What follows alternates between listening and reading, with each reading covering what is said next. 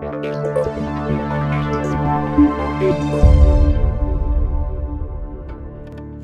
everyone, welcome to the Stride to Freedom podcast. My name is Russell Benaroya, and I'm the co-founder of Stride Services, a virtual back-office bookkeeping and accounting firm serving hundreds of clients around the United States. This podcast is designed to help small business owners focus on growth and innovation.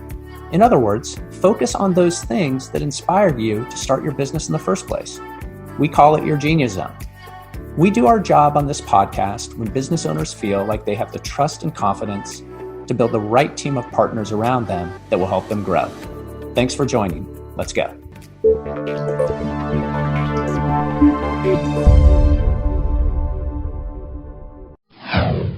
Hey everybody, welcome back to another episode of the Stride to Freedom podcast, where we help leaders get and stay in their zone of genius. What is your genius zone? It is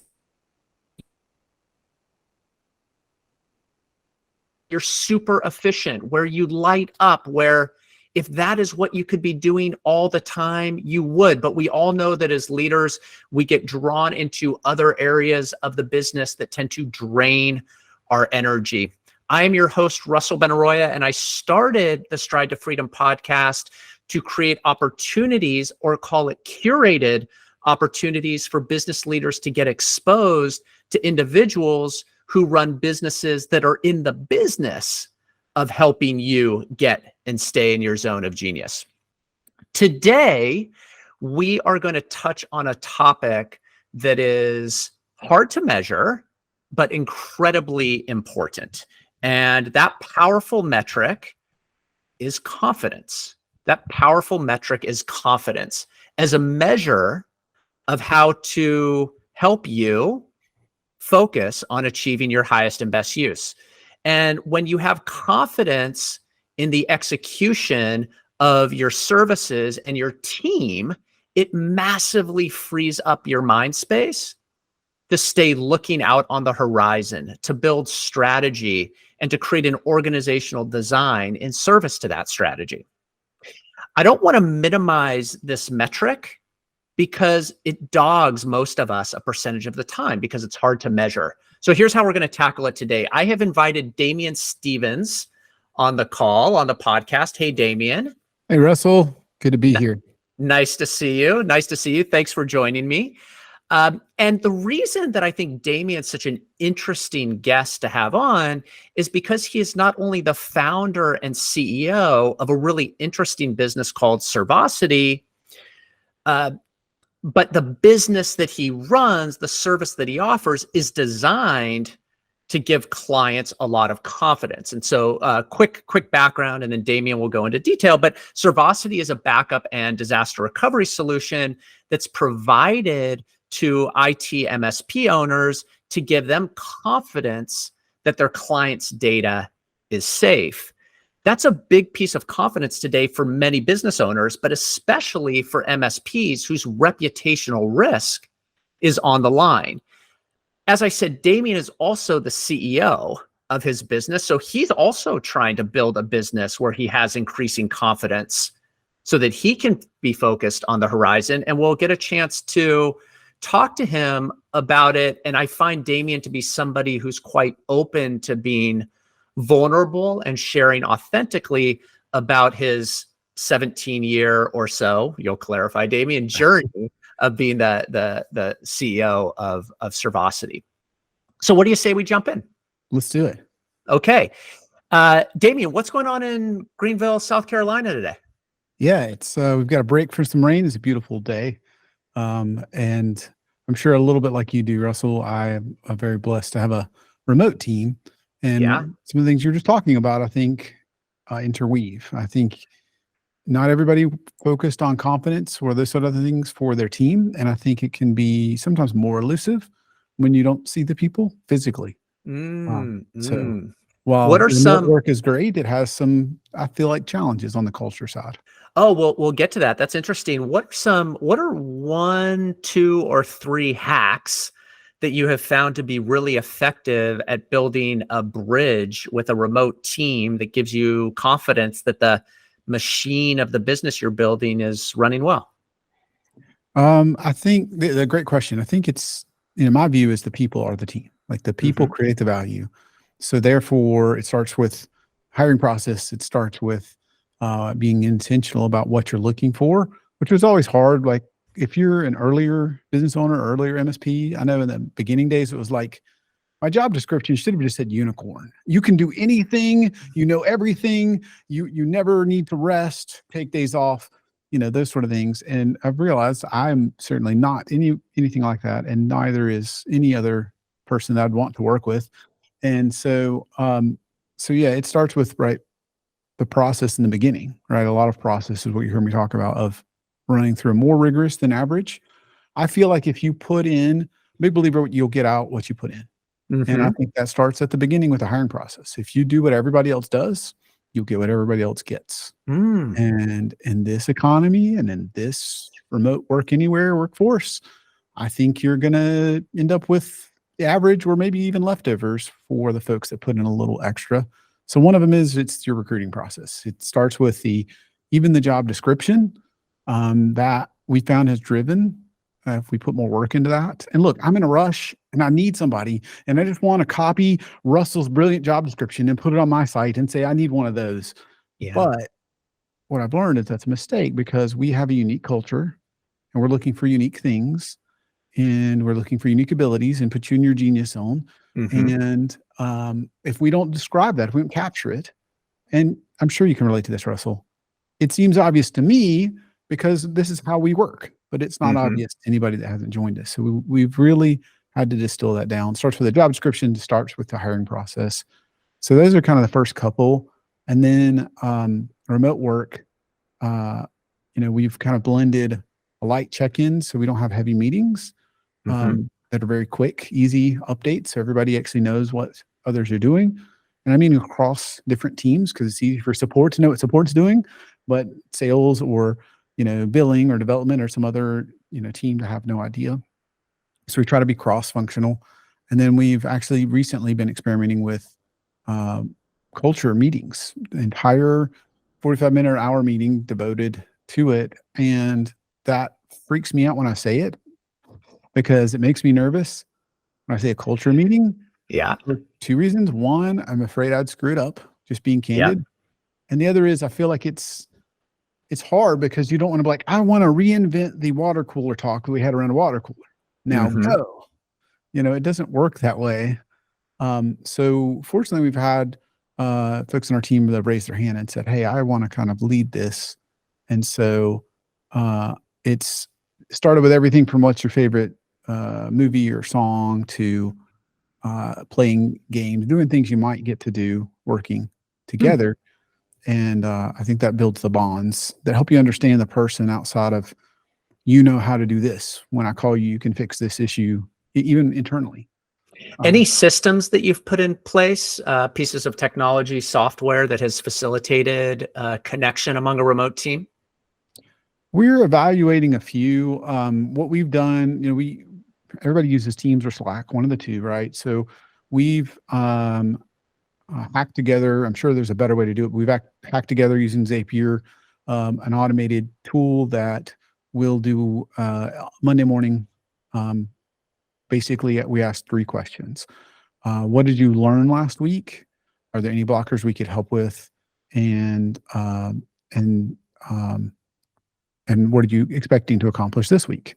Mm-hmm. And we start with, in my mind, one of the most important ones, which is what did you learn? Not what did you accomplish last week?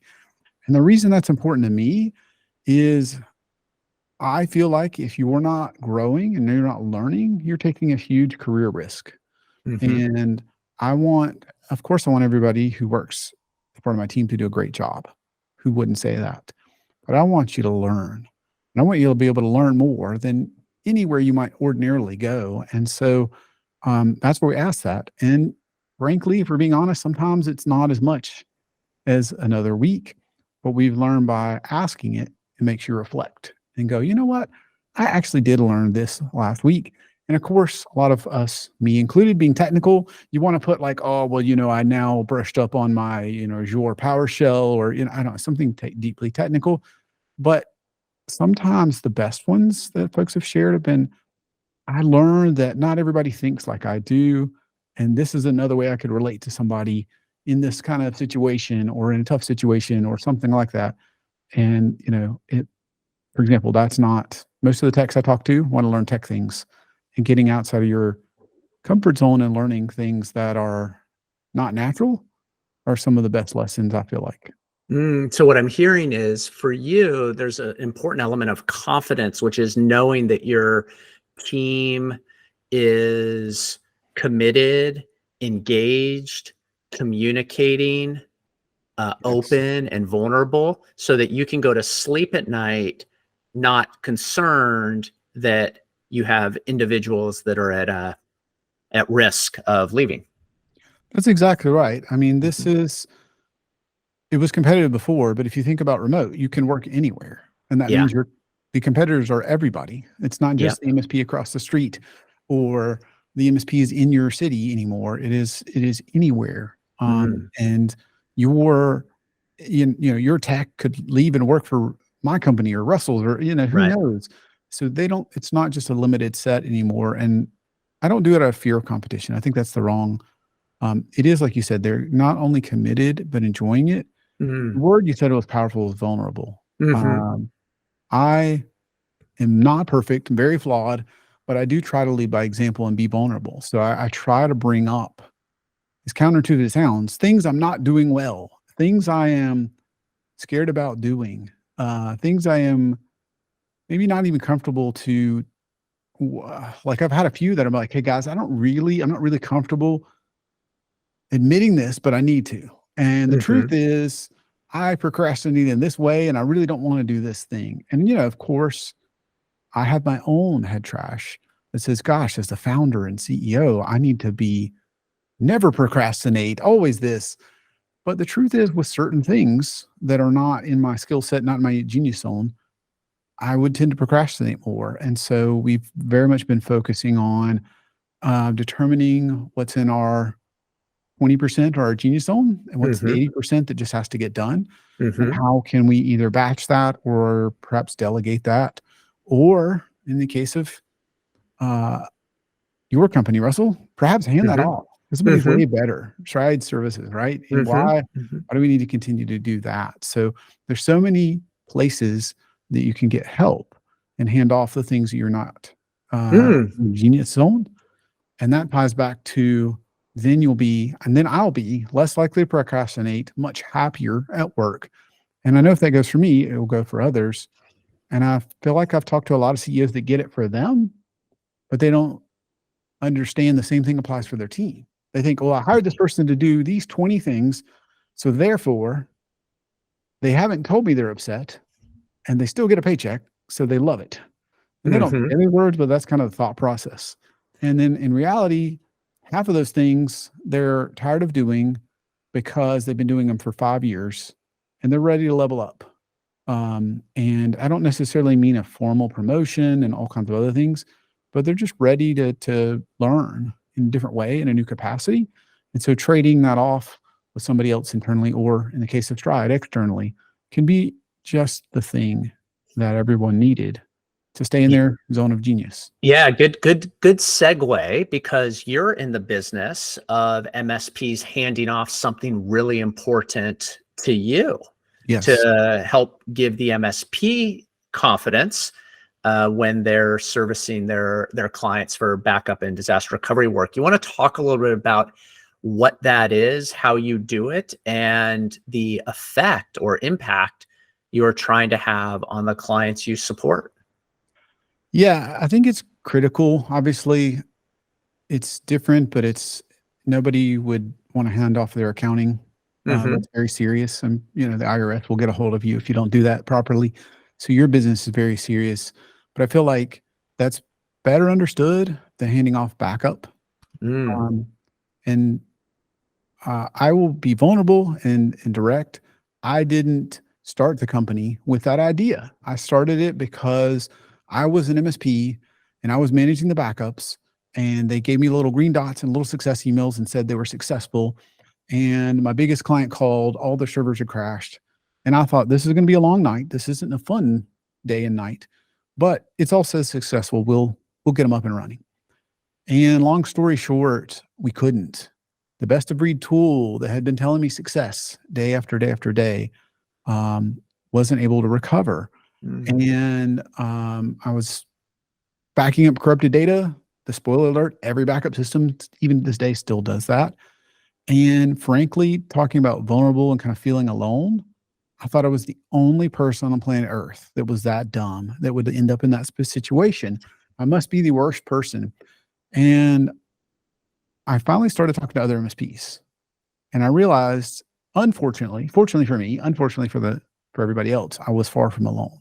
Most MSPs, of course, they're not going to put this on their website, but they will admit they have either lost data or had really near miss. And I started looking at the why, and I said, there's no process. There's no proof. There's no audit. There's no transparency. And basically what it boiled down to was we lacked the people and process. Those are two things. We had the technology. We lacked the people and the process to have predictable testing to lead to predictable results. So if you don't test your backups, in my opinion, you have Schrodinger's backups. We have a box. We don't know what's in there. We don't know the state of what's in there. And so if we don't know, we're really betting our client's business. And I've talked to too many MSPs, to a large degree, your own business, your livelihood on will the backups recover, because I don't care how little or much they're paying, they expect you to do recovery. And I even talked to some that say, well, I sell the premium solution that has more stuff in it, more ability to have insights. And if they really balk at that, then I sell them the, plan B, but I have them sign a waiver. And I think that sounds great. And, I'm not an attorney, maybe that removes some liability, but at the end of the day, they still expect you to recover. I've never met an end client that was paying for any sort of backup or disaster recovery that didn't expect you to be able to recover them. And forgetting about the recovery time or recovery point, they do expect you to recover. And so there's this huge gap. The way I would put it, Russell, is most MSPs I talk to, I say, how often do you test your clients?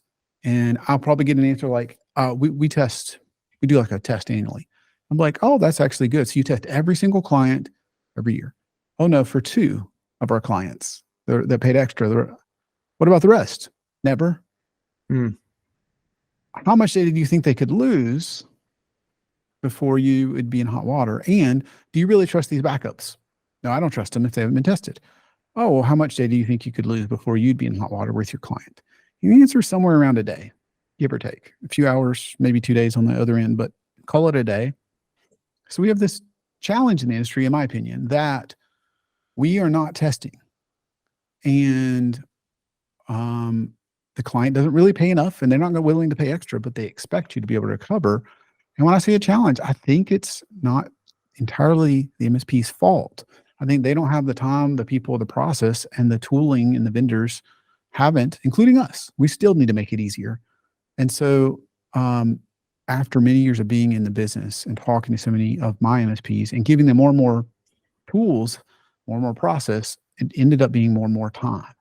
So we learned the hard way it seemed like you were never going to get around to it. So it would be like if nobody ever audited your books, never did a closing process, you didn't adhere to GAAP financials. There's all these things that exist in the financial world which just don't exist any sort of that in the backup world. I don't care which vendor you use. In fact, let me just stop for 1 second. One thing that's important is I want to help MSPs, Russell. So whether they decide to hire us or not, you don't need to hire us. If you want to have tested backups, you can do it. And so I have a free download. Anybody would like, you can go, I call it Steal My Process. So I had years as an MSP, and then now this is the 18th year of running this company, helping so many MSPs with, thousands and thousands and thousands of recoveries and seeing so many different use cases. And I know this is against the tech guy code to say this. It's not the software. It's not. You don't have to hire us. It may sound counterintuitive. You can steal the process. I call it steal it, download it, and it details what we do to test every single day, every single week, every month, and every quarter. And you can decide if you're going to follow that or not. You can take part of it if you'd like. But you talk about confidence.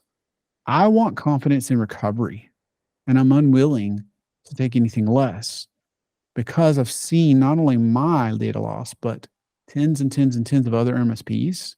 And frankly, it broke our heart because for most of the time we existed, we didn't do the testing for the MSP, right? Maybe a screenshot, which is what a lot of software does, boots up and gives you a screenshot, but that's not really testing, and that's definitely not enough. And we would see where they were doing these things and probably what would be referred to as best practices, like I was, yet you still couldn't recover.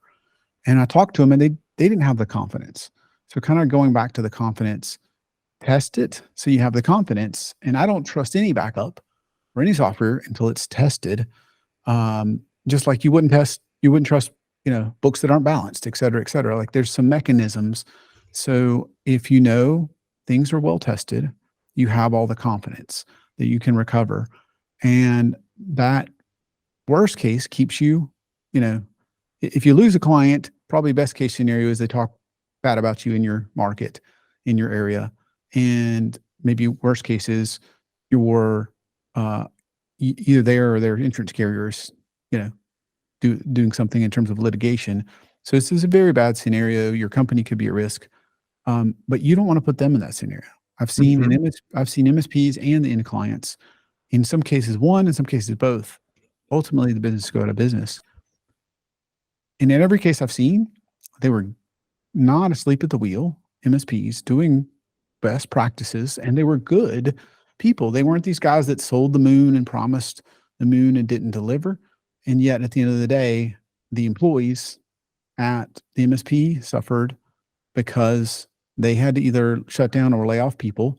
And the end company that ended up, either going out of business in some cases or nearly, they're laying off staff.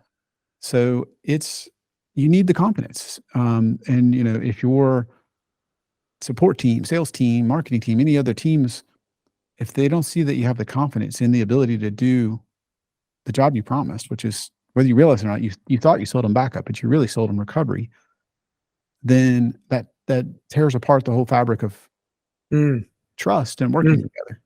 So you've talked a little bit about confidence in your team and being thoughtful on the front end around how you recruit and then building a culture of connection.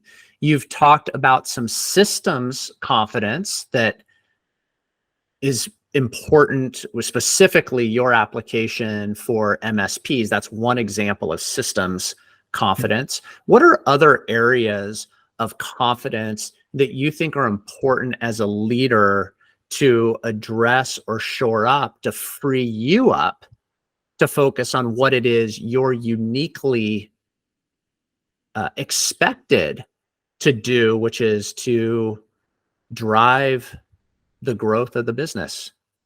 Yeah, I think, there's a couple of things there. I think it's people and process, right? If you don't have the right people, the process doesn't matter, or you end up with making processes for idiots. Like every time you hire one idiot, and if you hire many people like me, you end up hiring an idiot. You don't realize it, but later you've hired somebody horrible. And then you go back and you try to make processes. And what I've realized is you really can't make enough processes for somebody that's disengaged, doesn't care, and doesn't put in effort, doesn't try. You can't make enough process to compensate. So it starts with the people, right? But even that, again, the recruiting process is a process. So that process can turn into the right people. And then from there, you do need to have the processes along with the people. I don't care if it's accounting. I don't care if it's sales, marketing, every process that you do, backup, certainly, any IT security, obviously should be a process. Obviously compliance has some process. There needs to be process in there along with the right team. And then finally, we regularly go through and ask our team to individually go through and say, what is in your genius zone? Kind of using 80-20, that's the 20%. And what's the 80%? And you may have to do it as part of your job, but it's probably not your genius zone. And it doesn't mean every time we identify that, we can immediately just get rid of your 80%. It's not like, oh, I've got 10 people on a support team and man, half of them or several of them don't like this part of the job or doing this sort Yeah. of thing. I can't obviously immediately say, boom, we don't ever have to do that. Sometimes that goes back in the process where we change what we do and how we deliver an offering. But it often ends up being, okay, this is where you are. And for you to grow, and coming back to my original, for you to learn, we want you to end up getting rid of that. You're going to kind of graduate out of that. And it doesn't mean that it's beneath you. It just means it's not in your zone of genius. And I'm a big believer in this, kind of looking at from the 80-20 principle that, for example, there were things a year ago that were in my 20% and what I should be doing. And now they're not. And it's not that I'm too good. It's that the business has changed. There's new demands as a CEO as we have more people. And so I don't need to be, for example, if somebody's being onboarded, we're still small enough that I get to be part of that from a introduction and a culture perspective. But I no longer need to create every account in every system and do the IT. And even though I'm competent, it's not my zone of genius. And a couple of years ago, that would have still been in maybe not where I'm ideal, but it would have been something that I would have had to do. So we try to regularly audit that as a process for our whole team. And then we can all share. And it's not that we're all trying to shed work. It's just trying to identify, I'm unique in this way and I'm great at this. And we are, and we're not, I'm a competitive person, sure, but it's not about competition. It's about, I'm better at this and you're better at this. I have folks who think more creatively than I do, that can write copy in far shorter periods of time than I can. So why don't they do that instead of me spending half a day or an entire day to try to write 3 good paragraphs for something we're trying to communicate? What would you say is your responsibility, or maybe broadly the responsibility of CEOs or business leaders, that has the unintended effect of undermining confidence? Meaning you are a participant in any resulting outcome. So where do we trip up on ourselves as leaders and end up with the unintended effect of undermining confidence when in fact that is what we are in pursuit of? That's a great question. I think this will depend on your leadership style, but I'll speak about myself. I tend to be a visionary type leader, and we're going to go here and we're going to do this, and we're going to get from one peak to another peak and climb this mountain and get to this next summit and whatever it is with these milestones. And then while that's great, and I've learned to be more specific, break that down in a process, do those sort of things, there's still times that I've set out this big vision, and while everybody's excited about it and we reach for it, there are times where I've set it just too far out of reach. There's a difference between a big, hairy, audacious goal and no chance you can reach it. And maybe you can, but not in that time frame. And what I've learned is if it's 14 months instead of 10 or 12, it's less about the quarter or some other metric that it has to fit within a quarter or a year, that we actually did accomplish it. And so I would say as a leader, it's setting too lofty of a goal and then allowing myself and my team, when we got 80 or 90 or 95% there, to feel defeated because we grew incredibly. And all I've done is set us up for feeling like failures, because we grew revenue faster than we ever did. Our customers are raving more than they ever did. We built this product. We delivered this thing. We innovated in this way. We've hired these folks on our team that are crushing it. They're growing in this way. All these things that matter. And we're doing so well, yet there's, if you look at it backwards, almost arbitrary. The date was picked and we hoped. And I think dates are good for a forcing function. So I'm not saying you shouldn't have them, but I think that's where I can get the team and others, we can trip up and say, we didn't hit this, we didn't hit this quarter's or this year's goal. Therefore we're, failures. And especially as a visionary CEO, 20% or 10% doesn't get me excited, like 100% growth, Mm, But the truth is 80% is incredible, or, whatever it is. And so I'm not saying that you can't hit those. So yeah, I think that's a common one. You can easily set myself up as just an individual being vulnerable to say, man, I'm a failure. And even if I don't say that, even if I don't tell the team, I can't believe you didn't hit this, I think they feel similarly. They go, we said we were going to get to this and we didn't. And we do care a lot about what we say. If we say we're going to do it, we expect to. mm. So what I'm hearing you say is we can sometimes self-sabotage, or sabotage the team in our pursuit of achieving some lofty aspirations. And then if we don't hit them, culturally, it might feel like there's a lack of confidence, or maybe as a leader, you have some disappointment. But what I'm hearing you say is lofty aspirations in the absence of a shared agreement with the team on the how and when, how Mhm. we're going to do it and when we're going to do it, is so critical to establishing a cadence of consistent confidence. And that's, I think, the piece that's often missing: the Yes. how and the when, The the how and the plan. when. And I think as a visionary, it's too easy for me to say we're going to the moon, Right.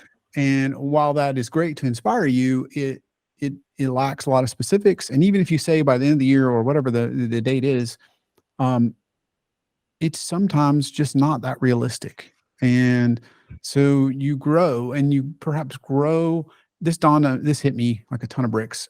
Unfortunately, in retrospect, when we had the best growth year ever, Mm-hmm. and the team and I still felt kind of like it wasn't enough. Mm-hmm. And of course, we're going to push ourselves to do more the following quarter, the following year. Don't get me wrong, but we just had the best year in all sorts of ways. And we just felt like we didn't hit the mark. And it's because the mark was essentially arbitrary, because when you're setting future goals, you're trying to predict the future.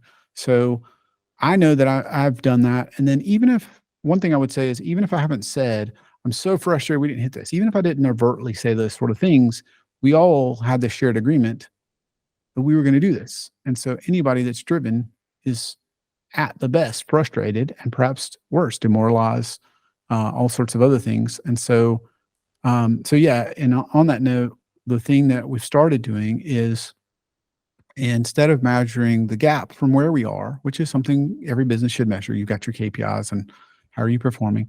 We've started measuring some of the gains that we've made, looking Mm-hmm. backwards. How far have we come in the last week or a month or quarter? And it helps us have confidence. Look at these wins. We've won this way by shipping this new product. We've won these customers in this way, and they're elated. We've added these new team members and they're so excited. So there's these wins that we have. And when you look at the wins, you feel a lot better than when you go, well, especially a big goal, like a year. Well, guess what? It's about halfway through the year or so. It's hard to know. Like if you're halfway or so, maybe you're on track. If you're a little ahead, great. But unless you've hit the entire year's goal, it feels like a marathon. And it's good to have something that says, look how far we've come. And I think as a human, as an individual, I keep wanting to go closer and closer to the goal. And I keep measuring that gap between the goal instead of how far I've come or the gain. Mm-hmm. Love it. You also have a podcast today called the MSP Mindset. It feels like this might even be a topic that you would host on your podcast. I'm Yeah. curious. I'm curious if you'd share a little bit about that podcast and what you're trying to accomplish with it. Yeah. MSP Mindset. Congratulations, by the way. It's Thank you. awesome. Thank you, Yeah. Russell. MSP Mindset for me was born out of one of the things I love is when I work with MSPs, they start off, we need to do what we promised. We need to Mm-hmm. manage their backups and test them and do those sort of things, as you'd imagine. But as that relationship grows, one of the best compliments is when they call and they ask me all sorts of stuff that has nothing to do with backup. Sometimes it's cybersecurity. It's kind of pretty close, but really it's about, how do I build culture? How do I grow leads? How do I do sales or marketing? How do I put in a better process? And again, I don't know all those answers, but it is wonderful when they will be open and admit, I need help. And so it went from my what I call partners, my MSPs, calling and asking and me making an introduction, like, Russell's really great in this area. Let me introduce you to him.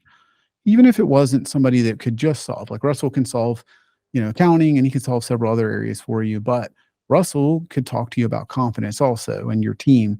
So even if that's not something that maybe I'm wrong, maybe you do consult on, but even if that's something he's not offering as like a service, Russell could help you. And that's where this transformed. I said, I realized a lot more MSPs need this help than are just emailing or calling me. And I needed this more importantly as an MSP.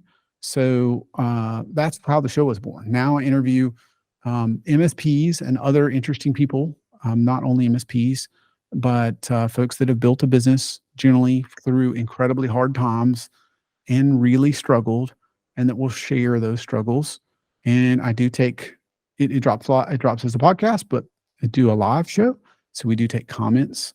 That keeps us on our toes because whatever I think will resonate. We talk about a topic, and I think that's what's going to resonate. The comments usually are vastly different. So it's fun for me because I get to interview some of the most amazing people in the industry and ask them a lot of tough questions. And I can contribute, but I don't have to be the expert. So when I want to figure out culture more, or when I want to understand how do I build this process, or what are we going to do with all this upcoming compliance, that's coming down the road, or whatever that is, I can, get an expert.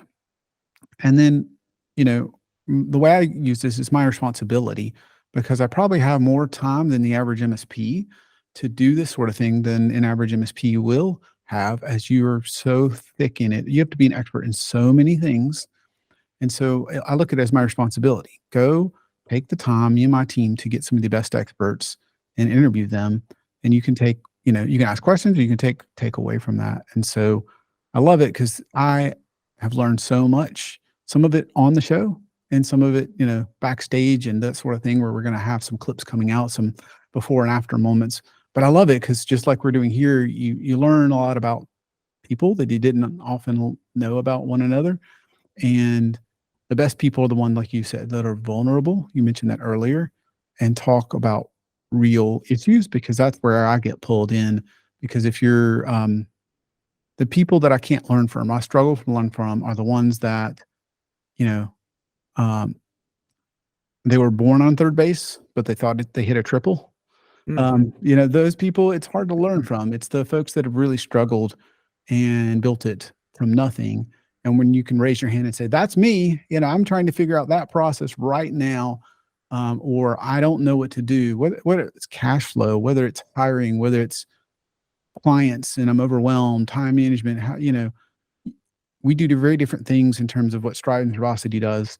But at the same token, they are fairly similar, where in both of us take a lot of work off of somebody's plate so they can focus on what they do best. Mm-hmm. And in both cases, it's got to be right. There's got to be some verification in there. There's got to be some way to prove. It's not just we did it and we hope. And so in both of those cases, there has to be a lot of trust in order to do that. And so I enjoy getting to learn from some of what I believe are the experts in the world in all these different areas.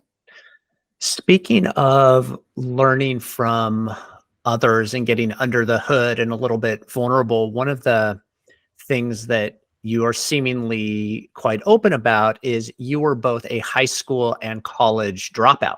Yes. And I'm curious if you could share how you've channeled your inner confidence in a non-traditional path to get where you are today.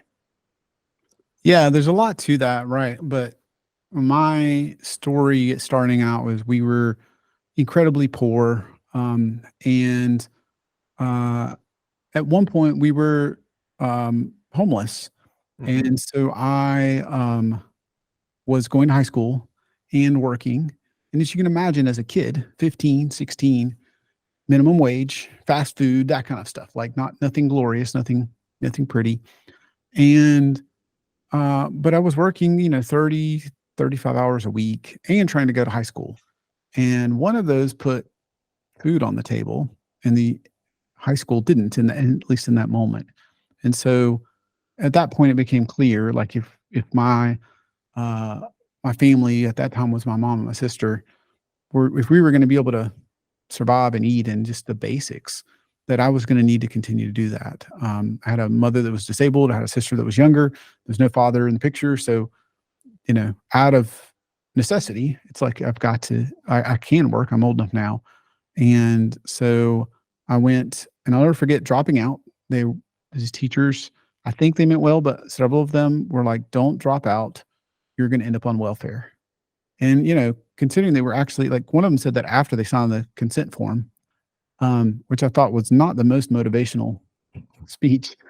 But yeah, I dropped out because I just had a practical need to feed my family. It started with something that simple. I knew that I wanted to do more.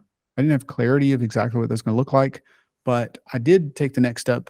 Like I dropped out and I immediately had scheduled taking the high school equivalency year, the GED. So the first time that was up, it was, it's every couple months. So a month or two later, whenever that was available, I took it. I was fortunate enough to pass it.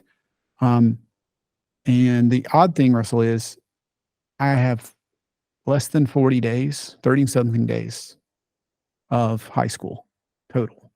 So I was quite young. I was 15.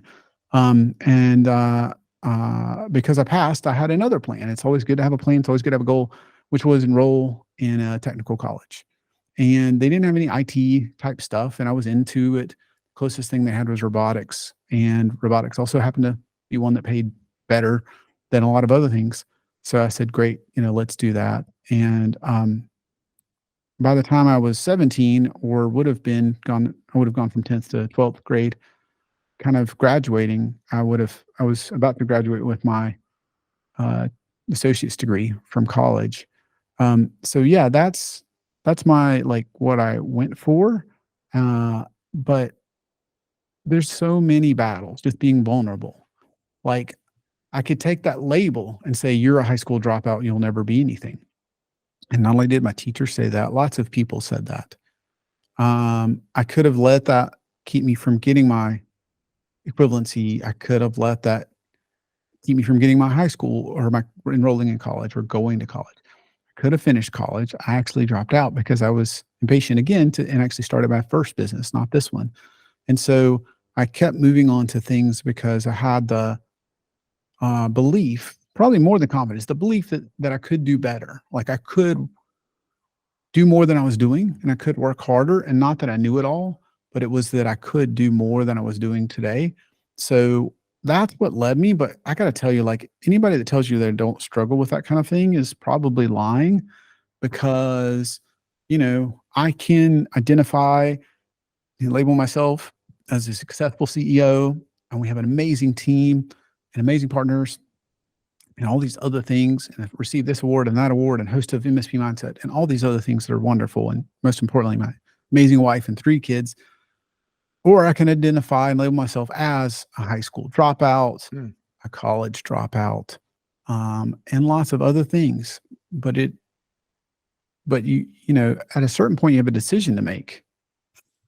Am I going to let that define me? Am I going to take that view of the world and say, that's it. That's all I can do? Because I could have said, you know what? They said I'll be on welfare. I'm going to believe them. I'm going to go into welfare. I'm not going to try to get my high school degree. Never mind try to get into college. Never mind try to start my own business.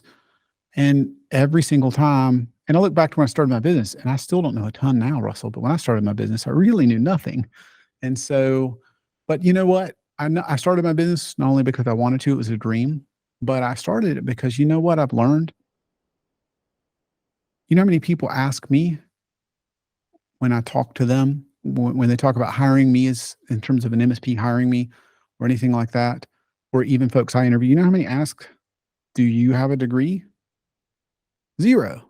Nobody cares if I have a degree now, because I'm running the company because I built the company. And so, and that's permeated lastly into our culture, just to tie it back in, meaning that it's wonderful that you've gone and got that degree, not taking anything away, but we have gone out of our way to design a recruiting process that looks for what I would call unique individuals or diamond in the rough people that maybe they don't have the certain degree you're looking for or a degree at all, or maybe they don't have the tech cert you were looking for. And it's because I'm not that guy. You would have skipped me over. So, of course, why would I do that? And secondly, because I have a very strong belief that if you're not looking harder than the average person for the great people that are out there, but they just don't meet your filter of 4-year degree from a good college and it had to be in, business or computer science or one of those filters you're putting out there. Well, sure, that maybe that makes your job easier in sorting through the resumes, but you're sorting through the same ones everybody else is sorting through. And you're overlooking some amazing people and some of the best people. One of the blessings is I get to choose who I work with. And one of those that is amazing to me is some of the best people I've ever hired. Well, I got to be the first person to bet on them. Nobody had. They had a kind of a dead end job or not in IT, not this, not that. And I got to bet on them. And those folks just do amazing things. And they go places that most people would not believe they could go. And so that's been one of the blessings is getting to bet on them. And the other one is getting to see. Like I get pure joy out of watching them just go to incredible heights and develop such mastery. Some of those folks, some of them outwork the folks that got the degree. Not all of them, but that some of them have a kind of a little bit of a chip on your shoulder to prove. And I know I was that way when I was at that stage. So if that's you, don't let that stop you. You have the choice to let your past define you, or what I recommend, which is let your future define you. So get clear on your future and define it. I have one last question for you as we go out, but let me summarize a few things I took away from our conversation. So number one, a lot of confidence starts with recruiting and the way in which you evaluate and bring people into the organization, right people, right roles, mapping to the strategy that you're executing. Number one. Number two, I heard that to consistently audit people's zone of genius. Hey, where are you getting energy? What's draining your energy?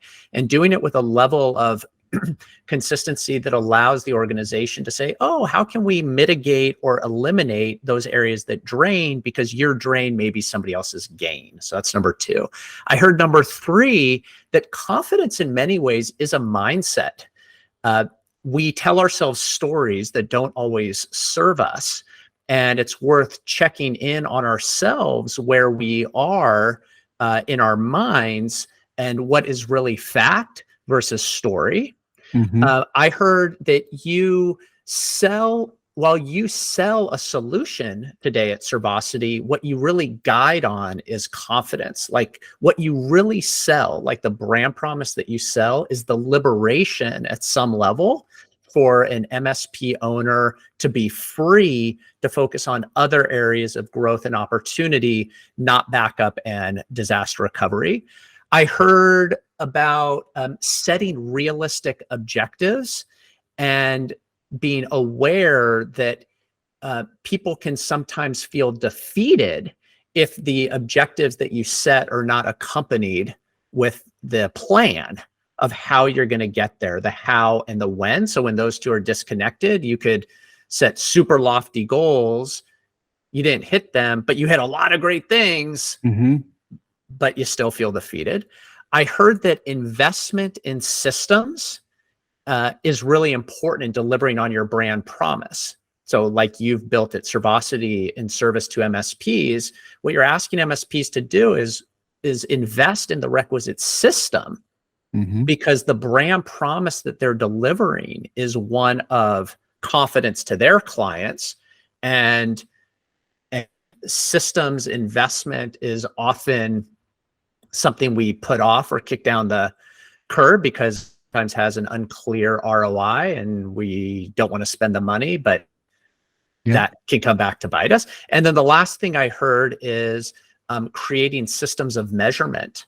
So measuring the gains, measuring what we have accomplished as a method to increase our confidence that we're moving in the right direction. Does that feel like a reasonable summary of key points that you shared?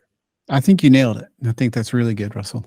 Good. Yeah. So we're gonna work to distill that down and make it actionable for the listeners. My last question for you is, what is your zone of genius?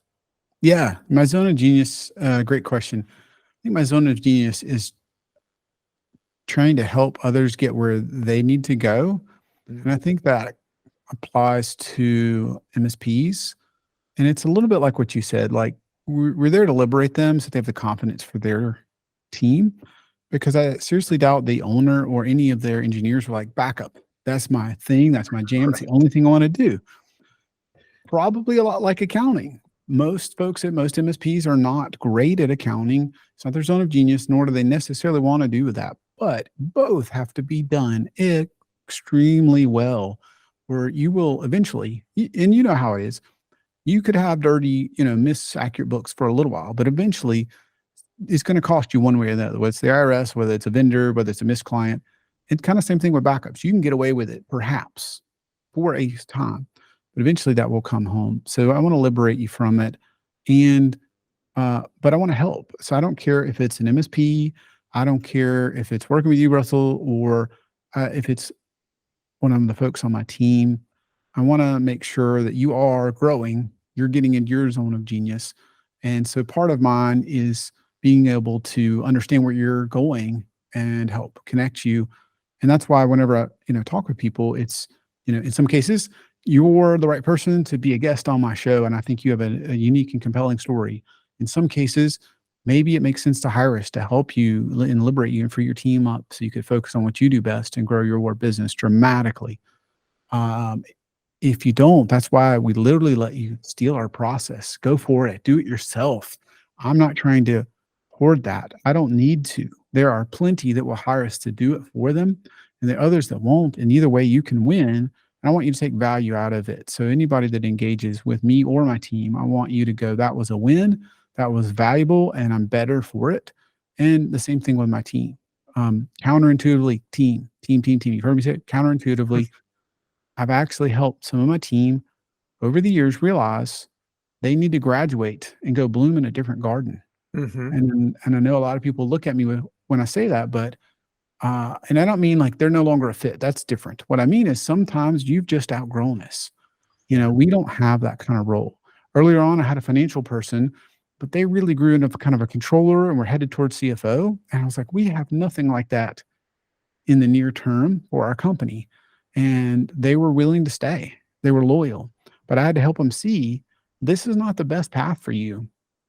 And I didn't just say you have 2 weeks, get out, but I helped them see. And then they started looking into it. They started thinking about it. And what that did was going back to the original premise, it gave them the confidence. They were confident here because they knew us and they had really developed all these skills. And I think I saw their skills better than they saw their skills. And I realized they were ready to go to the next level. They probably should have joined your company or somebody like yours, Russell. And I helped them realize that. And so the odd thing is I've helped some of our great team members decide they should leave. I want them to stay. Don't get me wrong, but I realize you need to grow. And one of the best gifts I can give you is helping you figure out how to get there.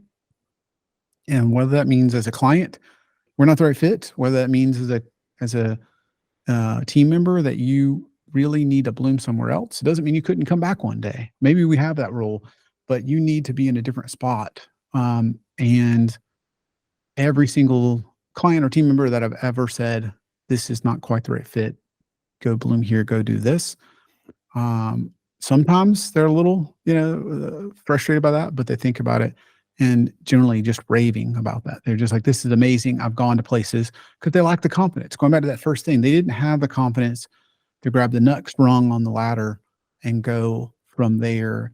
And they're not job hoppers that move around. They're loyal people like all of us want. And sometimes I've realized a little move here or there, you don't have to switch every year, but a move here or there just in the right way could do wonders for you, challenge you to learn like you hadn't in years. And so if you're starting to stagnate, I'm going to challenge you and you're going to love that here, or you're going to not love it here, and we try to be very open about that.